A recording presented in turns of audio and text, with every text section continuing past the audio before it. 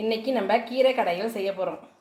இந்த கீரை என்ன முளைக்கீரை, இது கழுவி சுத்தம் பண்ணி வச்சுருக்கேன்.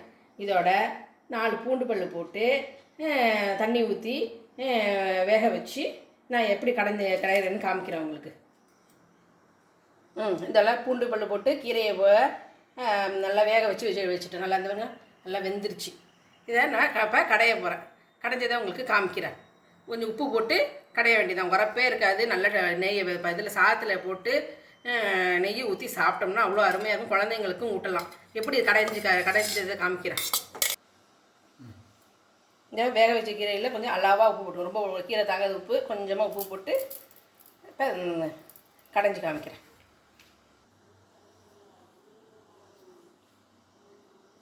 அப்புறம் கடைஞ்சிருக்கேன்.